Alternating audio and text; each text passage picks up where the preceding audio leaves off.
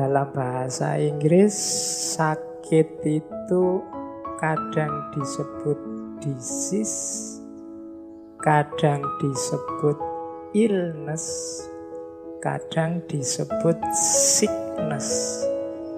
Ini 3 istilah. Maksudnya beda.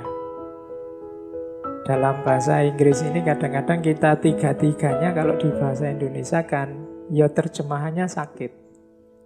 Tapi dari yang dimaksud istilah itu sebenarnya berbeda. Kalau disease ini hubungannya dengan tubuh itu sendiri yang sakit, itu namanya disease. Kepala yang pusing itu disease. Gigi yang patah itu disease. Rambut yang rontok itu disease.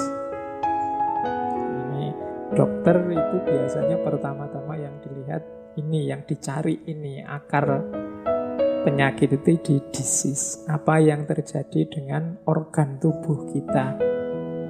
Ini yang perlu disembuhkan. Namanya disease. Beda sama illness.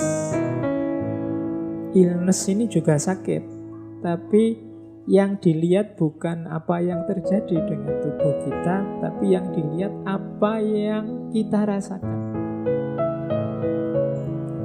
Kalau yang disease tadi perlu disembuhkan, tapi yang illness ini harus dikontrol dan diatur. Mungkin rambut kita rontok, tapi rambut yang rontok ini bisa bagi orang tertentu biasa saja, bisa bagi orang tertentu bahaya ini. Gelisah dia. Nah itu illness. Jadi rambut yang rontok bagi saya itu biasa, walaupun nggak rontok ya. Tapi kalau pas ada orang lain rambutnya rontok, kan ada yang panik luar biasa, itu illness. Ada yang orang tertentu pusing sedikit itu biasalah, tapi bagi orang yang lain pusing sedikit aja sudah panik. Itu illness. Bahkan ada orang yang tidak sakit tapi merasa sakit. Itu illness. Tubuhnya itu biasa-biasa, tidak ada yang salah, tapi dia merasa sakit. Kalau dalam psikologi kan disebut psikosomatis itu. Jadi illness ini ada bedanya antara disease sama illness. Illness ini rasa individu tentang sakit yang dialaminya. Ada yang ketiga, yaitu sickness. Kalau sickness ini kesepakatan sosial. Jadi konsep-konsep dalam kehidupan kita, dalam budaya masyarakat kita, apa yang disebut sakit, apa yang disebut tidak sakit. Nah, ini namanya sickness.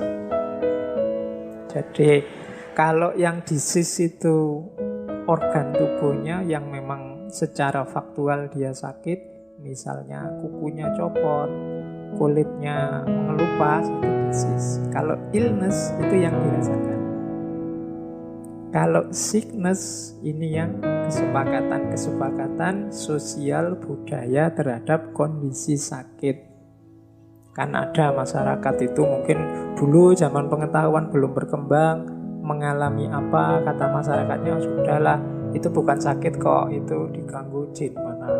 Itu konsep sosial budaya. Jadi kesepakatan.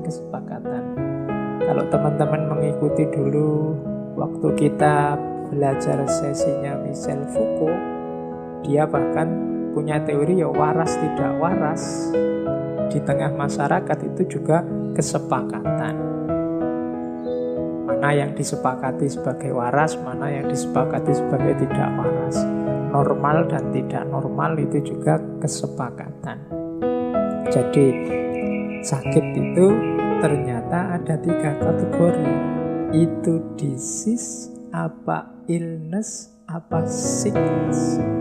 Mungkin disease-nya tidak kelihatan, illness-nya juga kita merasa biasa saja, tapi masyarakat menyebut itu sakit. Itu namanya sickness.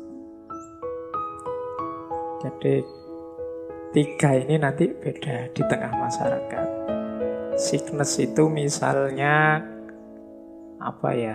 Masyarakat menyepakati perilaku tertentu sebagai sakit.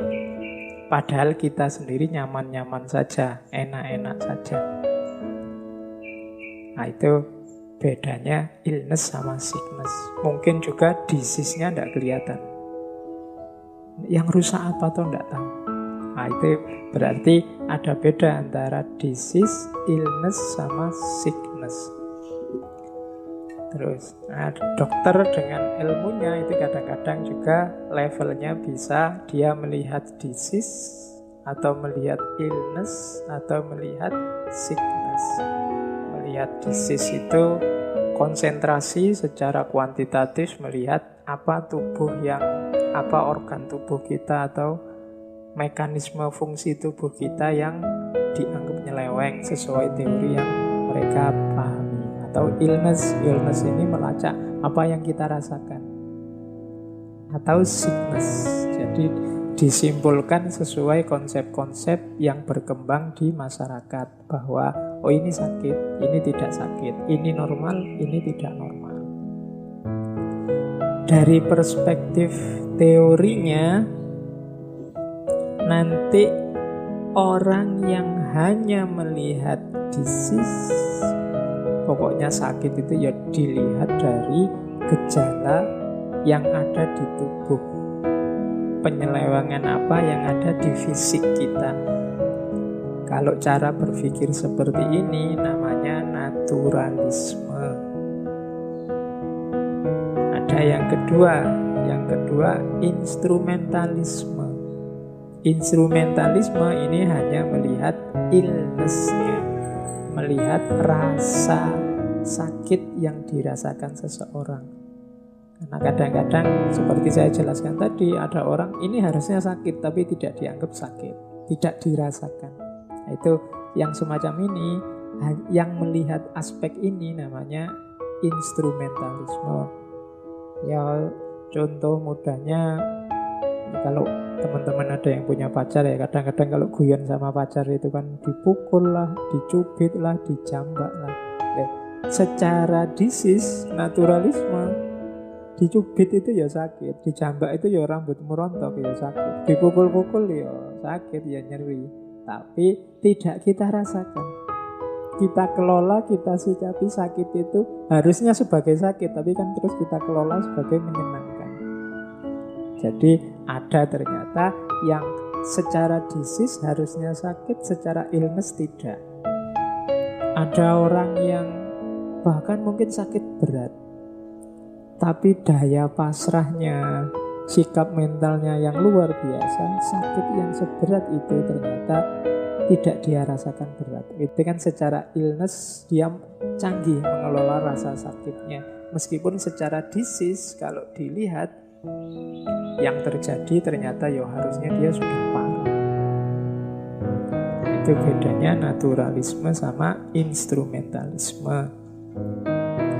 Ada yang ketiga, konstruktivisme. Kalau konstruktivisme ini melihat sakit itu ya sesuai yang disepakati. Misalnya dulu di awal-awal ciri-cirinya orang corona itu bla bla bla bla bla. Terus waktunya berkembang, ada gejala yang lain atau ada pengurangan gejala. Ternyata mengalami ini saja juga kemungkinan corona. Ini kan aspek sickness-nya, mana yang disepakati. Kesepakatan bersama di antara kita. Ini yang kita sebut sakit, ini yang kita sebut sehat. Di teori konstruktivisme ini ada pandangan bahwa sebenarnya situasi sakit dan sehat itu disepakati bergantung pada perilaku dan situasi masyarakat. Masyarakat kita tidak suka rasa nyeri, maka nyeri disebut sakit.